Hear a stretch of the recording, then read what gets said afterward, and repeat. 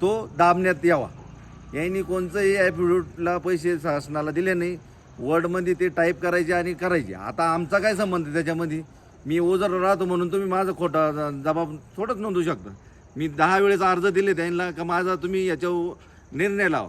मी 3 वेळेस आलो आतापर्यंत पण काहीच झालं नाही. मी शेवटी भावे सरांना घेऊन आलो. भावे सरांना पण सांगितलं का 8 दिवसांनी आम्ही नोटीस काढतो. आज आम्ही तब्बल 12 दिवसानंतर आल्यानंतर साहेबांनी रोकडे भाऊसाहेबाला नोटीस काढायला लावली. त्या लोकांनाही 15 लोकांनाही तिकडं बोलावलं आहे 15 दिवसांनी आणि सर्कलला पण बोलावलेले. पाहून घ्या आता ते काय आहे, सांगता का नाही, ते लोक ओळखता का नाही मला ते सांगतीलच. पण जर खोटं ॲफिडेविट करायचे असतील तर मी विंचूरच्याच लोकांचे का केले ना असते, मी ओझरच्या लोकांचे का बरं केले नसते?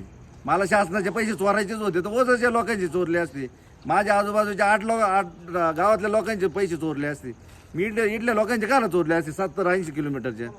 पण मला फसवायसाठी आणि यांचं सगळं भ्रष्टाचार दाबायसाठी माझं नाव काढण्यात आलं. परंतु बऱ्याचशा मोठ्या अधिकाऱ्यांचे रेकॉर्डिंग या गुन्हेगाराकडं आहे, या आरोप्याकडं आहे. त्याच्यामुळं त्याला दाबण्याचा आणि त्याला वाचवण्याचा प्रयत्न करत आहे.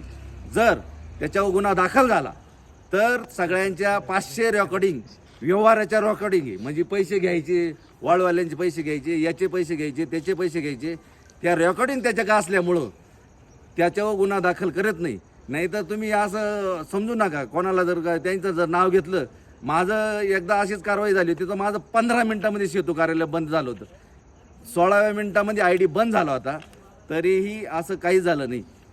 यांच्या फक्त भ्रष्टाचार जे रेकॉर्डिंग आहे 500 रेकॉर्डिंग आहे यांच्याकडं, त्याच्याकडं तो दाखवतो. तुम्ही माझं काहीच वाकडं करू शकत नाही. माझ्याकडे 500 रेकॉर्डिंग आहे. मी लगेच व्हायरल करून देईन आणि तुम्ही पण, मी पण घरी तर तुम्ही पण घरी. त्याच्यामुळं आजपर्यंत मला न्याय भेटला नाही.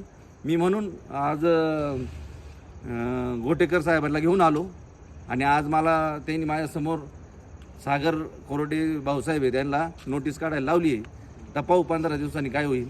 15 दिवसांनी परत मी गोटेकर साहेबांना घेऊन येणार आहे. बाळासाहेब ओलवे माझ्यासोबत आहे ओझरचे. त्यांना सांगितलं हा लढा आहे, भ्रष्टाचाराविरोध हा आपण लढा उभारतोय. भ्रष्टाचारी ना हे सगळे एकमूठ असतात, वज्रमूठ असते त्यांची आणि आपण लढणारे एकटे असतो बरं का. त्याच्यामुळे ना न्याय मिळणं ना आपल्या नशिबात नाही. न्याय मिळतच नाही आपल्याला, तरी पण आपण लढायचं आहे. आपण छत्रपती शिवाजी महाराजांचं आपलं रक्त आहे आणि भारतरत्न डॉक्टर बाबासाहेब आंबेडकरांनी ना आपल्याला संविधान दिलं आहे. त्या आधारावरती आपल्याला लढायचं आहे. आपण लढत राहणार आणि आपण न्यायासाठी लढत राहणार.